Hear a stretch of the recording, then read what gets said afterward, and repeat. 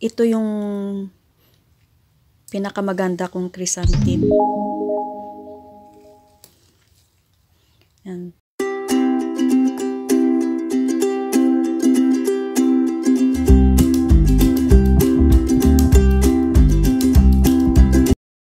Ito guys yung nabili natin doon sa ayan o, doon sa community sale. Yan. Tapos ito yung isa pa. Yan. Magkaiba sila ng kulay. Tapos dito ko siya itatanim. Tuyo na to. Then, kukuha ulit tayo doon ng isa pa. Yung kapareho din yan. So, puputol ako dito. Putol ako dyan. Itanim ko siya doon para magkasama. Ito, nakapatong na lang siya dito. Eh, oh.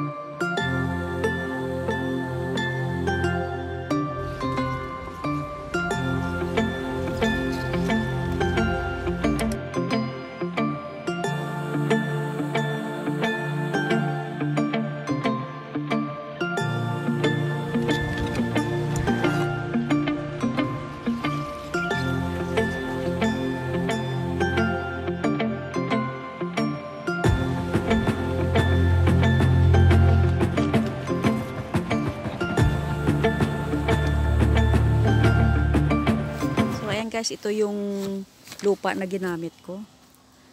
Ayan, so okay na to. Ayan, 3 klase yan sila dyan. Then ito, pwede pa tong taniman eh. Kuha muna tayo doon ng iba pang tatanim natin dito. Ito na lang ilalagay natin doon.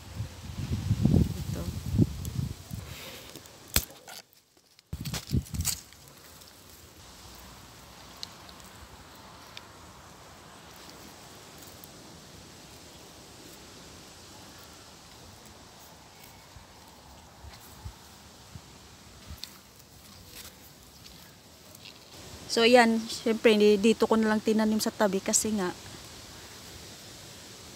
mahirap to buhatin, mabigat. Lagyan natin ng konting lupa.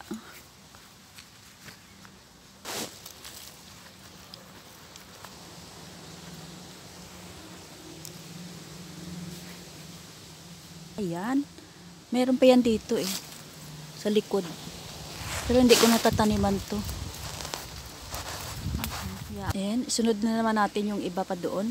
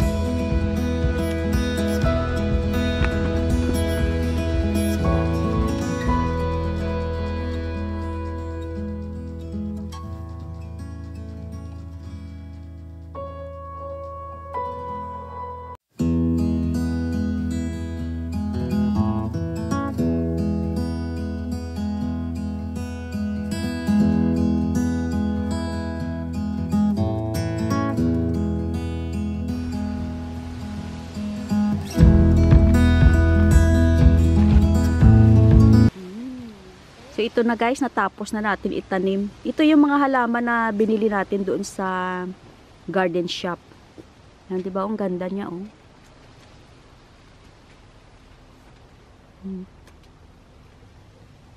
Tapos ito naman yung isa. Ito yung parang nakakaiba, eh, oh.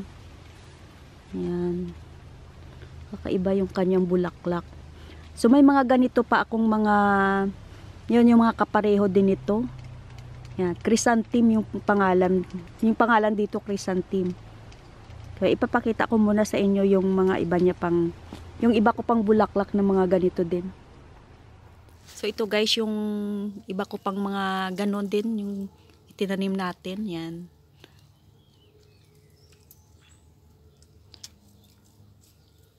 Matagal na rin ito sa akin eh. So, nilagyan ko siya ng tali.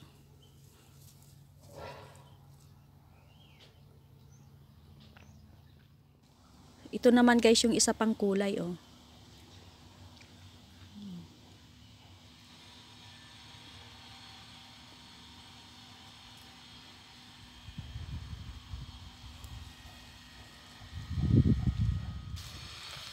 Yan, ito pang isa, yan. Yan, dalawa yung kulay nito eh.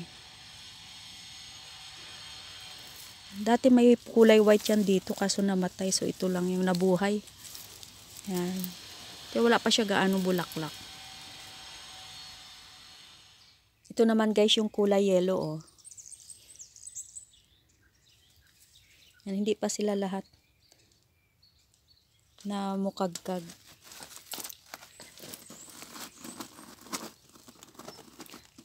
Yan. Ito yung mga bulaklak namin guys pagdating ng November. November to nagbo-bloom eh.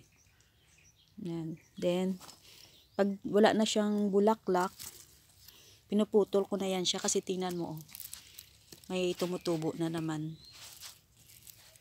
Yan. Ito naman guys yung isa pa. Ito yung pinakamaganda kong chrysanthemum. Yan. Ang cute niya kahit di pa siya bumubuka, oh.